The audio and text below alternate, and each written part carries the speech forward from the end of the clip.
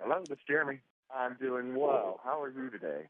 It is true, and we're always writing. It seems like, but we've actually gone into the studio, and we're now starting to put some of those songs that we've been writing together and put them down on tape. I'd say we've probably finished maybe half of the record.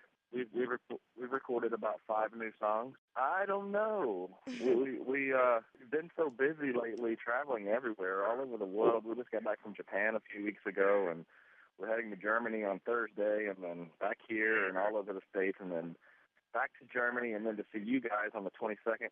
I hope we have some time to rehearse.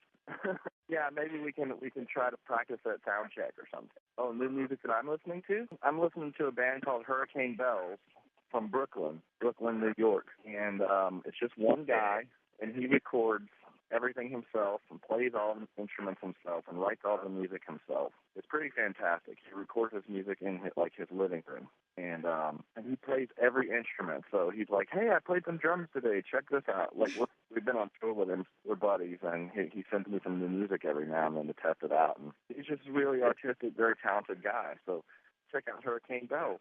My grandfather.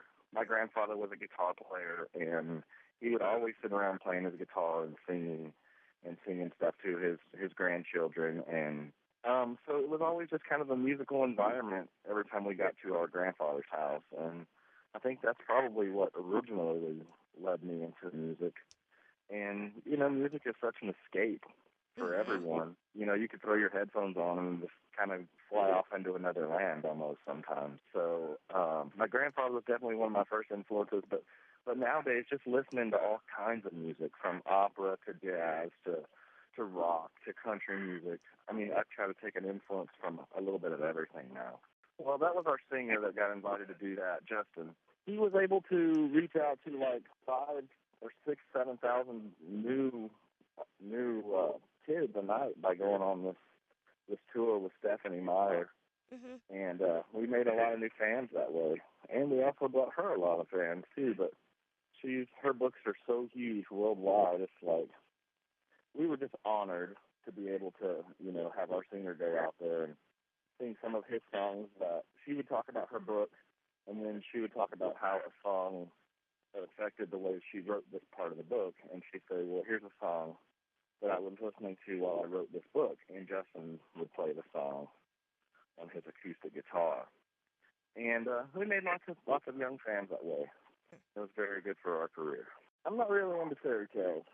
I think if anybody wants to go out there and make a piece of art, whatever it is, whatever their job is, I think it's a freedom. It's a freedom of expression. It's a way to get things off your chest. Music is therapy. So, whether it's happy or sad or whatever, whoever wants to do it, I think they should do it. Whether they're an actor, a police officer, a fireman, or just anybody. Because it's such a way to get things out, like how you're feeling off your chest. And it's also a way to celebrate. Opinions about other musicians change all the time, I mean, one musician might put out a record that you absolutely love. The next record they put out, you might absolutely hate it. But then maybe after a little while, after a couple of listens, you kind of start to fall in love with it. Or maybe you never do, Everybody's entitled to their own opinion, which is so fantastic in music sense. Blue October, of course.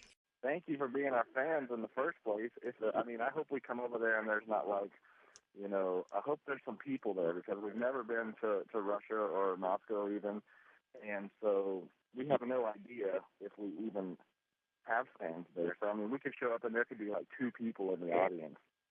But to those 2 people, thank you for listening to Blue October. We're going to give them and you guys the best show we possibly can. We don't slack any time when we're on stage. We come out there and give it 100%, 110%, and we're going to give them the best show we possibly can. And I hope that they enjoy it, and I hope that next time after we come back to Moscow, they'll bring their friends back with them. Oh, thank you. Thank you for reassuring me.